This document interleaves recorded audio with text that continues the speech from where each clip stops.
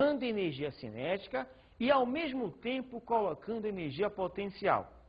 A nossa ideia fundamental é perceber isto.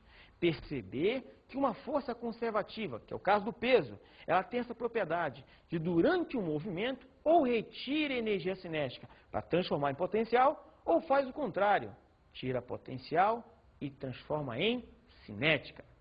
Na subida, o peso realiza trabalho negativo. Significa o quê? Que o trabalho do peso é no sentido de retirar energia cinética do corpo. Então, na subida, como o peso é contrário ao movimento, a energia cinética diminui, é transformada em potencial. Na descida, o peso realiza trabalho positivo. E trabalho positivo é o quê? Cede energia ao corpo. Bom, cede energia ao corpo, recebe energia do corpo, significa o que tudo isso exatamente? Ora, o que nós estamos falando é sobre trabalho. Trabalho é transmissão de energia. Toda vez que um corpo está submetido à ação de força conservativa, a isto, a essa transformação cinética, potencial, potencial, cinética. Notem que isto é importante. No movimento de subida, nós já vimos que o trabalho do peso é negativo. Na descida, o trabalho do peso é positivo. Vamos perceber o que é o mais importante. Experimentalmente, você já sabe que quando um corpo é lançado para cima, digamos, na saída ele sai com 20 metros por segundo. Ele sobe, depois desce. Ao passar pela altura com que ele foi lançado, ele passa com os mesmos 20 metros por segundo. Em outras palavras, ele recuperou toda a energia cinética outrora perdida. Com isto, eu posso afirmar uma coisa importante com relação ao trabalho. Se a troca de energia é a mesma em módulo na subida e na descida, qual é a consequência disso? Os módulos dos trabalhos de ida e volta. O trabalho de ida é igual ao negativo do trabalho de volta. Como assim? Eu disse que na subida o trabalho retira energia do corpo e na descida ele retorna com essa energia. Como são operações contrárias, um trabalho é o negativo do outro. Ora, o resultado disso aqui me diz que, se eu passar para outro membro, o trabalho de ida somado ao trabalho de volta é igual a zero. Ora, se o corpo sai de uma posição, sobe e depois desce, que ele descreve então um percurso fechado, eu já sei que o trabalho total é igual a zero. Essa é a propriedade fundamental das forças conservativas. O trabalho numa ida até um ponto é exatamente simétrico ao trabalho na volta, resultando então numa soma de ida e volta igual a zero. Resumindo então, nós temos o trabalho realizado por uma força conservativa num percurso fechado é nulo. Essa propriedade, não esqueçam jamais, é fundamental. Eu posso até passar a definir a força conservativa a partir daí. Vamos ver uma figura com relação a isso. Suponha que o corpo vai do ponto A até o ponto C no tracejado indicado lá em cima, de A para C. Ele gastou um trabalho, suponha, por exemplo, 20 joules positivo. Ao ir de C para A, na verdade agora voltando, os 20 joules que ele ganhou, agora ele vai perder. Somando então 20 ganhos com 20 perdidos, vai dar um total igual a zero. Essa é a propriedade com relação à força conservativa e é até uma definição dessa mesma força. Vamos então a uma nova definição de força conservativa. O trabalho por ela realizado entre dois pontos só depende da localização desses mesmos pontos e não do caminho que os liga. Notem com relação a isso. Eu tenho dois pontos, ponto A e ponto B. O trabalho para levar de um ponto A até um ponto B não depende de como ela saiu de A para chegar em B. Não depende desse caminho, depende só de quem são esses dois pontos. Para ficar mais claro, vamos ver a figura. Observando então a figura, o que é que nós vemos? O corpo sai do ponto A até o ponto B e está submetido à ação de uma força conservativa. Não interessa nem quem é esta força. O que interessa para a gente é que ele pode ir de A para B em 3 caminhos diferentes. 3. Bom, ponto A até o ponto B, caminho 1, realizou um certo trabalho. De A para B pelo caminho 2, um outro trabalho. de A até B pelo caminho 3, um terceiro trabalho. Quando você faz o cálculo desses trabalhos, o valor numérico encontrado é exatamente o mesmo nas três situações. Isso é característico de força conservativa. É aí que vem a definição. A definição que diz que o trabalho não depende do caminho por onde o móvel foi, mas depende somente dos pontos inicial e final. Concluindo então, para qualquer das trajetórias indicadas na figura, o trabalho realizado por uma força conservativa é sempre o mesmo. Vamos voltar à figura. Desta figura, então, eu posso tirar a definição de energia potencial. Eu digo o seguinte: o trabalho para ir de A até B é, na verdade, a diferença de energia potencial entre os dois pontos. Como assim? Ora, o corpo está no ponto A, ele tem ali uma energia potencial. Ele, então, realiza trabalho, ou melhor, realiza um trabalho sobre ele.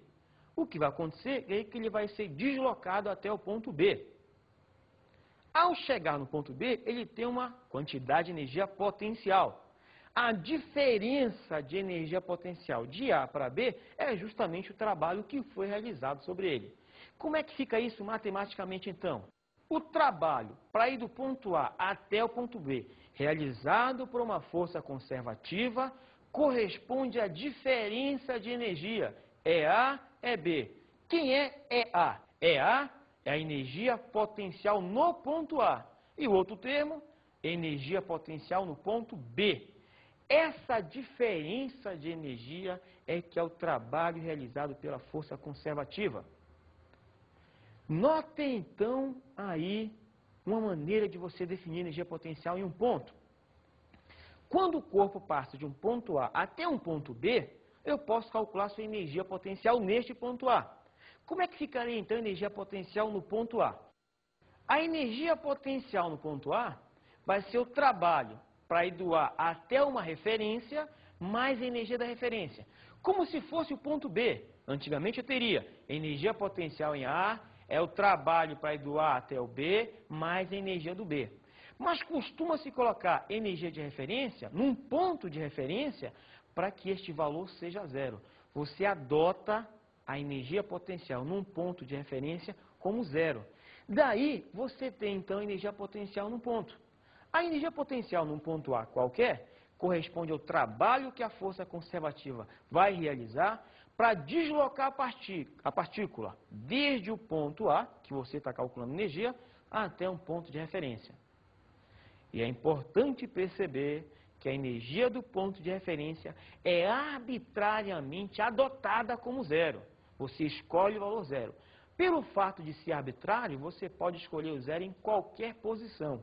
Porque, na verdade, o que interessa num sistema conservativo, num sistema de forças conservativas, é a diferença de energia entre dois pontos. Não é em si a energia em cada ponto. O que interessa é a diferença.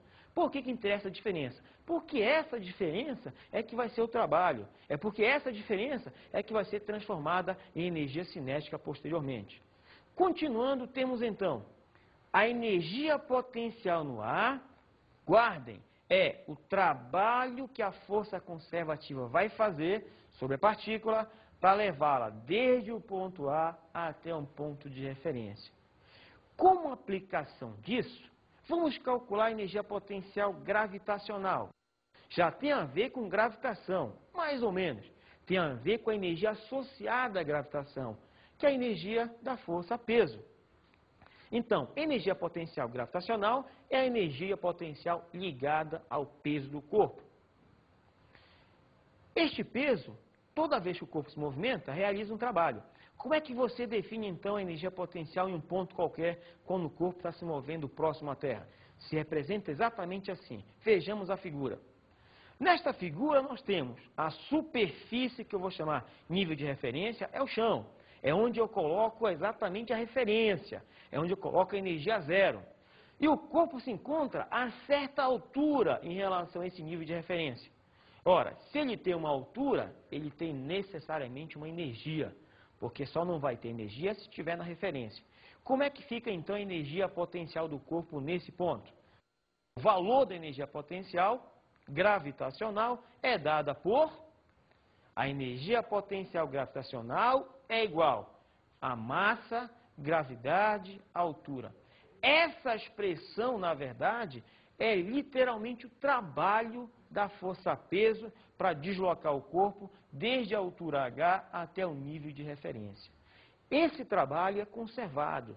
Toda vez que a força-peso realiza o trabalho, esse trabalho fica armazenado no corpo. Quando o corpo é lançado para cima, o trabalho do peso vai tirando energia, vai conservando ela, guardando, até chegar na altura máxima, quando passa então a devolvê-la. Vamos a um exercício para ver melhor essa aplicação. Um corpo de massa 40 kg tem energia potencial gravitacional de 800 joules em relação ao solo. Dado que a gravidade vale 10 metros por segundo ao quadrado, calcule a que altura se encontra do solo. A energia potencial é M, que multiplica G, que multiplica H. Essa energia potencial foi dada, vale exatamente 800. A massa é 40, a gravidade vale 10 e a altura é que nós queremos calcular. Resolvendo esta pequena continha, chegamos a uma altura de 2 metros. A energia potencial é mgh. Essa é uma forma de energia potencial, a energia potencial gravitacional. Só que existem inúmeras forças conservativas, existem algumas outras, como por exemplo a força elástica. Então a força elástica também é conservativa. A ela também está associada uma energia, que é a energia potencial elástica. Vamos ver como é que define isso. É a energia armazenada em uma mola comprimida ou distendida. Exatamente. Você tem uma mola e vai comprimi-la. À medida que você vai comprimindo, você vai exercendo força, realizando trabalho. Esse trabalho fica armazenado na forma potencial.